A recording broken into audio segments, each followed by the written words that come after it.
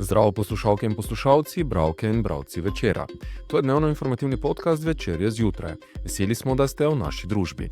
Danes je ponedeljek, 20. oktober 2025. Moje ime je Mitja Sagaj. Katere teme izpostavljamo tokrat? Obisk predsednice v Halozah znova odprl razpravo o pokrajinah. Bi nova ureditev rešila težave malih občin ali prinesla le še en nivo birokracije? Na meji med Afganistanom in Pakistanom vre, od nekdanjih zaveznikov do nevarnosti nove vojne v Aziji. Večerova ilustratorka Manca Krošelj je minuli teden na festivalu Tinta s stripom Lažninka osvojila nagrado Zlati repec za najboljši domači strip za otroke in mlade. Naročite se na podcast, da boste obveščeni ob izdaji naslednje epizode. Vseskozi smo z vami na vecer.com. Ob nedavnem obisku predsednice Republike Nataše Pirc Musar v Halozah se je znova odprlo vprašanje pokrajin.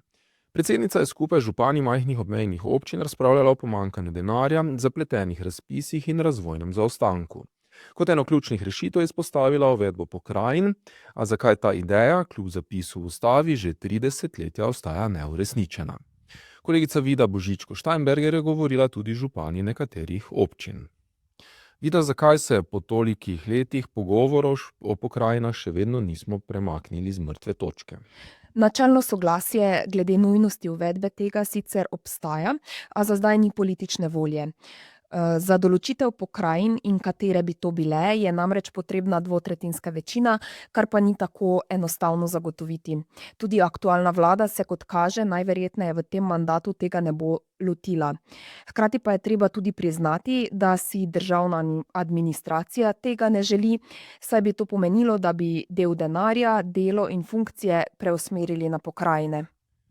Kako pa bi pokrajine konkretno pomagale manjšim občinam, kot so tiste v Halozah? To bi pomenilo, da bi bil denar bolj prerazporejen v pokrajine. S tem bi imele manjše občine tudi lažji dostop do tega denarja. Trenutno pa imajo male občine tudi velike težave pri prijavljanju na razpise, saj je še vedno potreben velik del lastnih sredstev, tega pa male občine nimajo. S tem, ko bi se povezovale, bi bilo lažje sodelovati tudi v medobčinskih, torej pokrajinskih projektih, kjer bi v bistvu lažje nastopale in imele možnost za razvoj. Tudi župani si glede uvedbe pokrajin niso povsem edini, vsaj pomisleke izražajo. Nekateri kritiki namreč opozarjajo na možnost novega birokratskega sloja. Bi se torej pokrajine v praksi res lahko izkazale kot bolj učinkovit model upravljanja? Večina županov si je edina, da pokrajine potrebujemo, a težave se pojavljajo pri tem, kje bi bile meje teh pokrajin, koliko pokrajin bi bilo in kje bi bili centri posameznih pokrajin. Nekateri pa res opozarjajo tudi na možnost umanjkanja finančnih sredstev, saj v primeru, da bi se recimo pokrajine ustanovile, denar pa se iz Ljubljane ne bi premaknil v centre pokrajin, ne bi naredili nič, razen tega, da bi se povečala administracija. Hvala, Vida. Na porozni meji med Afganistanom in Pakistanom so minuli konec tedna izbruhnili najhujši spopadi po letu 2021, ko so talibani ponovno prevzeli oblast v Kabulu. Čeprav je bil Pakistan v 90-ih letih eden ključnih podpornikov talibanskega gibanja, so se odnosi po umiku ZDA in zaveznikov iz Afganistana močno zaostrili. Glavni razlog je pakistanska talibanska skupina TTP, ki z napadi na varnostne sile povzroča nemir v Pakistanu, Islamabad pa trdi, da deluje s tiho podporo afganistanskih oblasti. V spopadih, ki so sledili pakistanskemu bombardiranju ciljev v Afganistanu, mnogi vidijo nevaren signal, da bi lahko južnoazijska regija znova zdrsnila v spiralo nasilja. Medtem je talibanska vlada nepričakovano okrepila stike z Indijo, nekdanjo zaveznico Zahoda in dolgoletno sovražnico Pakistana. Kabul je indijskim podjetjem ponudil naložbene priložnosti, Indija pa je napovedala ponovno odprtje veleposlaništva in podporo ozemeljski celovitosti Afganistana.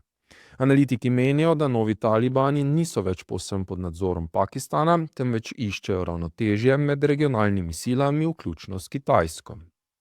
V dogajanje se je vmešal celo ameriški predsednik Donald Trump, ki je napovedal zanimanje za afganistansko letalsko bazo Bagram, kar je talibane in njihove nove zaveznike od Moskve do Pekinga močno razburilo. Vse to kaže, da se Afganistan znova spreminja v šahovnico globalnih interesov, kjer lahko vsak napačen korak sproži novo vojno v Aziji. Ilustratorka Manca Krošelj, ki že drugo leto ustvarja za Večerovo sobotno prilogo, je na letošnjem festivalu Tinta prejela nagrado Zlati repec za najboljši domači strip za otroke in mlade, in sicer za Lažninko, ki ga je ustvarila skupaj s pisateljico Mašo Ogrizek.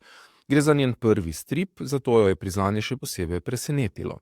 Zgodba spremlja 6-letno Nino, ki ima namišljeno prijateljico Anko in z njo doživlja domišljijske pustolovščine, v ozadju odpira resne teme, kot so ločitev staršev, revščina in izguba bližnjih. Krošljeva poudarja, da je strip večplasten in nagovarja otroke različnih starosti, najmlajše z barvitimi pošastmi, starejše pa s čustveno globino zgodbe.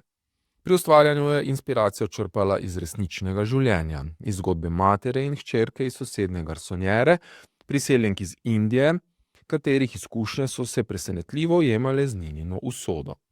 Kot pravi, je ilustriranje zanjo disciplina, ne romantika, terja vztrajnost, potrpežljivost in veliko vaje.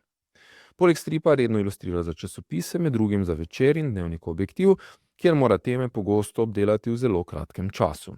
Portretne ilustracije razume kot izziv, saj morajo z eno samo podobo povedati zgodbo, ki pritegne in nosi jasno sporočilo.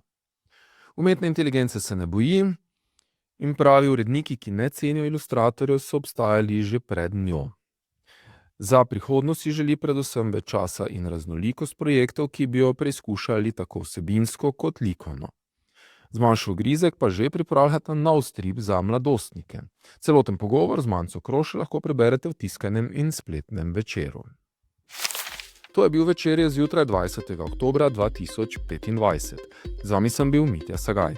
Kakovostno novinarstvo lahko podprete tako, da se naročite na tiskani in spletni Večer, postanete naš sledilec in bralec na družbenih omrežjih, naročnik naših podcastov in newsletterjev.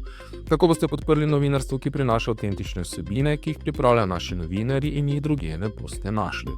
Želimo, da razumete, kako se vrti svet. Želimo vam odstreti vpogled v čas in prostor, v katerem živimo. Veseli bomo vaših komentarjev, pobud in kritik na različnih kanalih. Se beremo in slišimo.